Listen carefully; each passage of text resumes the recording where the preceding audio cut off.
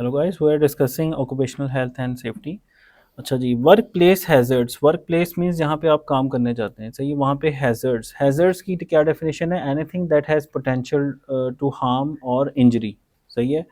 तो अब ये सारे जो हैज़र्ड्स होते हैं आपके, फायर हैज़र्ड है, बिजली का हैज़र्ड है, अनसेफ वर्क है, स्लिप ट्रिप फॉल है, ये सारे हैज़र्ड्स हैं, ठीक है। तो डेफिनेशन ऑफ हैज़र्ड्स क्या है कि anything or condition with the potential to cause harm, the potential of a substance, person, activity or process to cause harm, injury or illness, anything, a material, substance, machine, methods or matters in the workplace that has the potential to cause harm. Safety, anything or condition that can cause physical injury. Health, any infective agent, substance, situation or condition that directly attacks the body tissues causing occupational illness. Environment, any pollution, waste including noise in any form or quantity that impairs the quality of the working environment, such as dust, smoke, gases, radioactivity and odors. सही है। To main classes क्या है जी? Natural है, दूसरी क्या है? Man made. Natural में क्या होता है? Geological, a threat of a naturally occurring event that will have a negative effect on the people or the environment, flood, lightning, wildfires। ये जो अभी हुआ है अमेरिका के अंदर, पता है आपको? आग जो लगी है अभी कैलिफोर्निया के अंदर, ठीक है। तो ये नेचुरल नेचुरल आपके होंगे, ठीक है। Natural flood, lightning, wild fires, earthquake, soil erosion, high winds, hurricanes, volcanic eruptions, आतिश फिशां जो होता है, sink holes, tsunami, drought, famine, heat waves, climate change. Manmade क्या है? जो सोशोलॉजिकल हैं, जो इंसानों के खुद बनाए हुए हैं। Threats having an element of human intent in negligence or error or involving a failure of a human made system. It results in huge loss of life and property. It further affects a person's mental, physical and social well-being, जिसमें fire, flood, crime, ठीक है, AIDS on, civil disorder, terrorism, war, ये सारी चीज़ इसमें आ जाएंगी। अच्छा जी, उसके बाद अदर क्लासेस ऑफ हैजर्ड क्या हैं?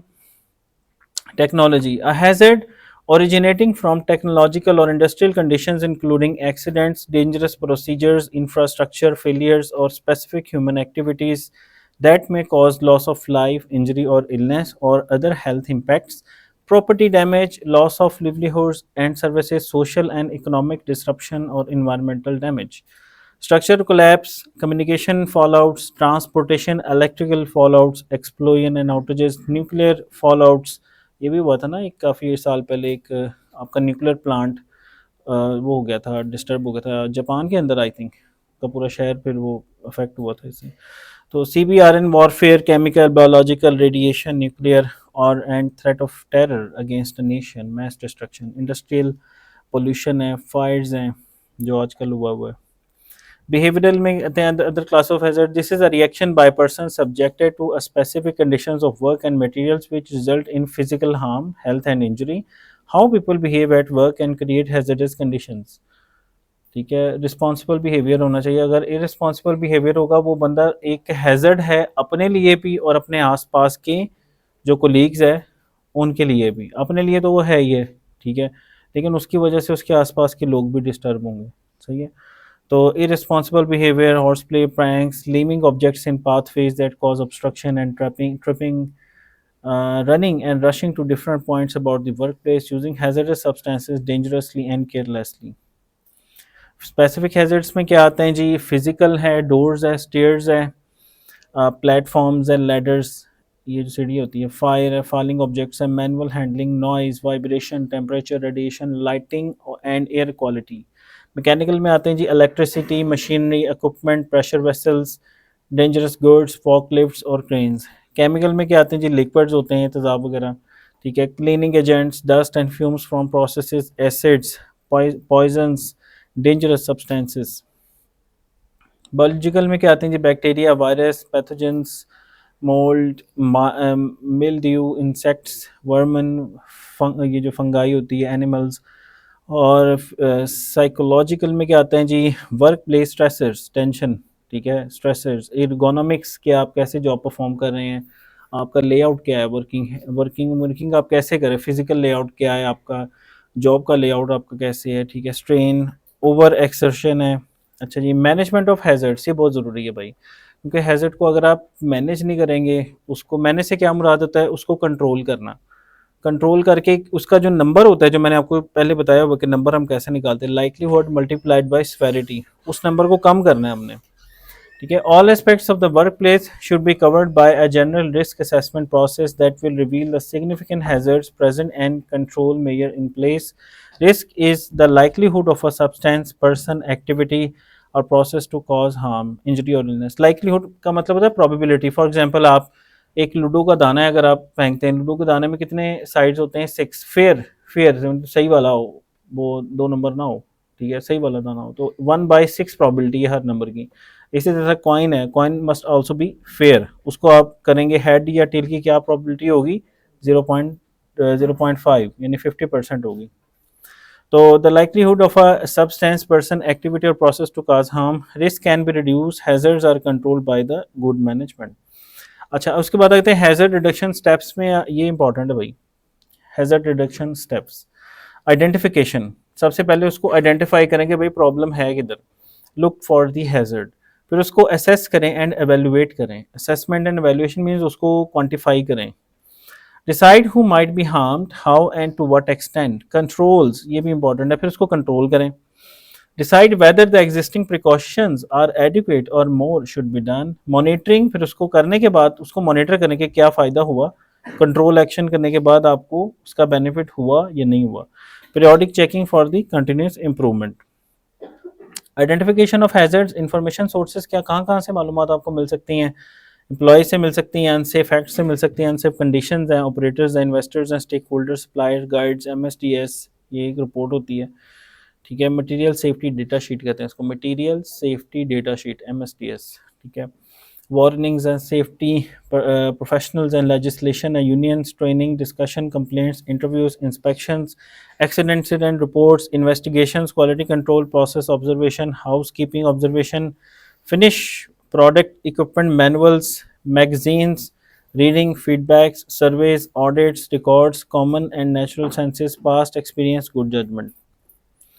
Assess and evaluate the hazards. Consider its severity, consequences, probability, and exposure. Once identified, determine how harmful the hazard can be, the likelihood to cause harm, under what conditions it can occur, what type of harm can occur, who and how many workers can be harmed, what may be the extent of the harm, is there a history of problem. ये बड़ा important है, जब भी कोई issue होता था तो सबसे पहले पूछता है भाई हिस्ट्री है। हिस्ट्री का मतलब ये होता है कि क्या ये पहले माजी में हुआ है, सही है। Is there a history of the problem, accidents or dangerous occurrence from hazard? What monitoring is needed to evaluate the risk? अच्छा, हैजर्ड एलिमिनेशन एंड कंट्रोल कैसे होंगे, एट द सोर्स, और दूसरा क्या है, दी वर्कर। सोर्स में क्या है जी, elimination, substitution, redesign, isolation, automation, ये 5 चीज़ें हम इस पर अप्लाई करते हैं इसकी एलिमिनेशन एंड कंट्रोल के लिए। अलॉन्ग द पाथ यानी in between barriers, absorption, dilution, ये आगे हम जाके मजीद डिटेल में भी एक किसी का लेक्चर में कर लेंगे इस चीज़ को ना।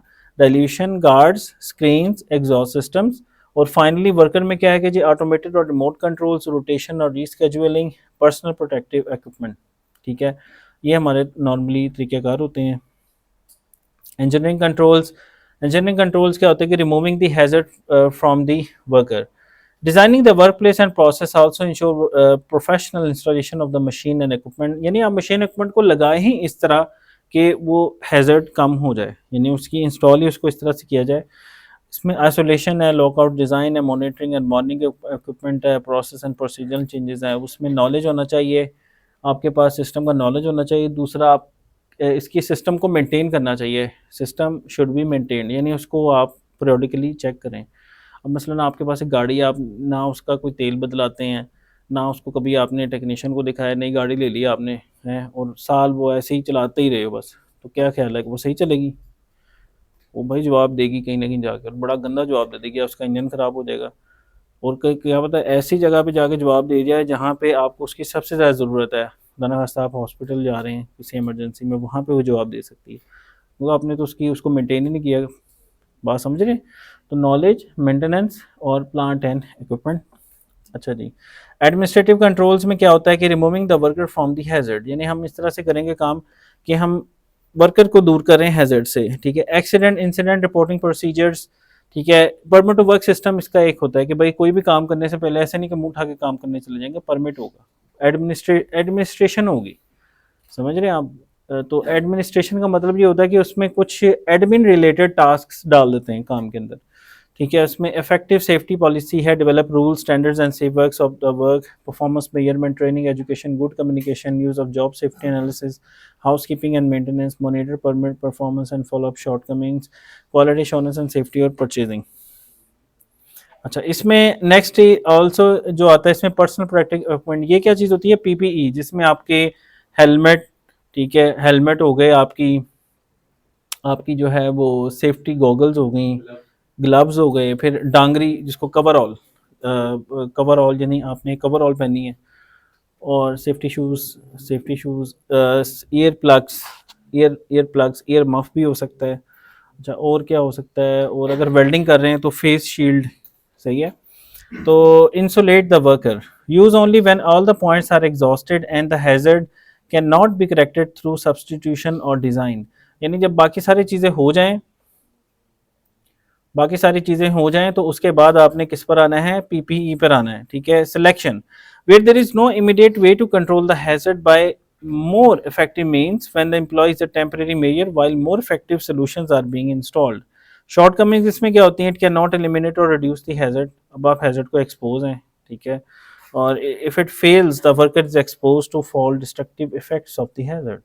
हेलमेट आपका अगर तो ख़राब है या सेफ्टी शूज़ आपके ख़राब हैं, फिर तो आप खतरे में, you are the danger side. It may be too cumbersome and can interfere with the worker's ability to perform the task, thus compound the problem.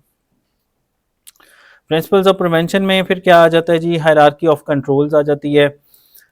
Hierarchy क्या होती है जी, एक स्ट्रक्चर होती है, जैसे आप किसी ऑर्गेनाइजेशन में हो तो हायरार्की होती है। सबसे पहले फॉर एग्जांपल आप प्लांट में चले जाएं, इलेक्ट्रिकल डिपार्टमेंट में सबसे पहले टेक्नीशियन आएगा, जूनियर टेक्नीशियन, फिर सीनियर टेक्नीशियन, फिर चीफ टेक्नीशियन आप कह लें, फिर उसके बाद असिस्टेंट इंजीनियर, फिर डिप्टी इंजीनियर, फिर सीनियर इंजीनियर, फिर चीफ इंजीनियर, फिर उसके बाद चीफ इंजीनियर के बाद मैनेजर। बात समझ रहे हैं, हायरार्की यानी पहले ये, फिर ये, फिर ये, फिर ये, फिर ये।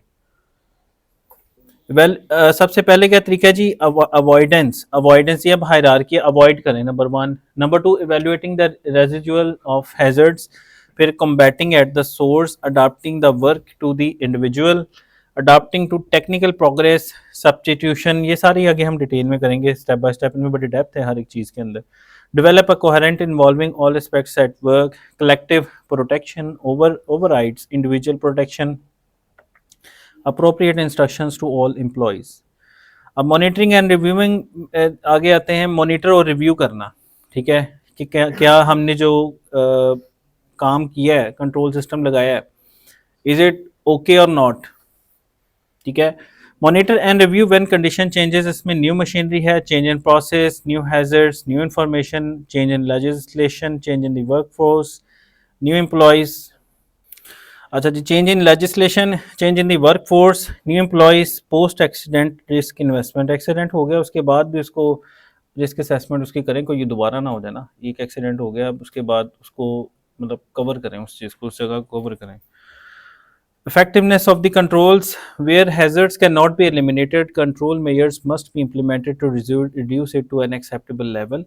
Hazards, ये वो लेवल की बात पता क्या कर रहा है कि मसलन एक ऐसे उस पर जब भी कोई चीज़ उसके ऊपर अप्लाई करते हैं, मसलन फॉर एग्जांपल बाहर मैंने आपको एग्जांपल दी थी कि एक खड्डा है, उसमें अगर कोई गिर गया तो डेथ है, ठीक है। अब उसका सेवेरिटी बहुत हाई है, और फिर उसको ज़रूरत देनी है हमने प्रोबेबिलिटी से, कि कितनी प्रोबेबिलिटी, भाई 50% प्रोबेबिलिटी है, यानी 10 गाड़ी 10 में से 5 गिरेंगी, तो अब क्या उसको छोड़ दोगे आप, नहीं। अब आप कुछ करोगे ना उसके ऊपर, या उसके ऊपर एक केज बनाओगे, कवर बनाओगे, बोर्ड्स लगाओगे कि भाई इस रास्ते से यहाँ हो जाए, यहाँ हो जाए, उसके आगे कोई बैरियर लगा दोगे, करोगे ना ये सारे काम, तो इससे क्या होगा, वो प्रोबेबिलिटी कम हो जाएगी आपकी। और अगर आपने केज कूच लगाया, उससे वो गिरने की सेवेरिटी, वो भी ज़रा जिसको कहते हैं सेवेरिटी भी उसको कम करोगे, अगर नीचे डेप्थ ज़्यादा है, डेप्थ को फिल करके ऊपर लेकर आओगे, ताकि अगर कोई गिर भी जाए तो डेथ तो ना हो ना, कुछ चीज़ ही ख़राब हो उसकी बंदे की, वो पूरा ही ना पारी हो जाए, तो समझ रहे बात को। तो इस तरह से हम बहुत सारे एक्शंस परफॉर्म करते हैं, जिसका मकसद क्या होता है, वो जो प्रोबेबिलिटी ज़रब सेवेरिटी का जो आंसर है उसको कम करना है हमने, सही है। उसको मिनिमम लेवल पे लेके आना है। तो where hazards cannot be eliminated, control measures must be implemented to reduce it to an acceptable level. Hazards should be controlled by applying contemporary, comprehensive and proactive management systems than reactive responses. देखें, prevention is better than cure, ठीक है। Preventively पहले से ही आप खुद से ही जो है प्रोएक्टिवली, ऐसा ना हो कि आपके साथ एक चीज हो गई फिर आप करेक्शन कर रहे हो, फिर क्या फायदा, हो तो गई। बात समझ रहे हैं? तो prevention is better than cure. तो effectiveness must meet these standards. It must be sufficient to prevent the hazard from causing harm. It must protect everyone who can be harmed from the hazard. It must not create new hazards or production or quality control problems. It must not create a hazard for the environment or community of the workplace situation.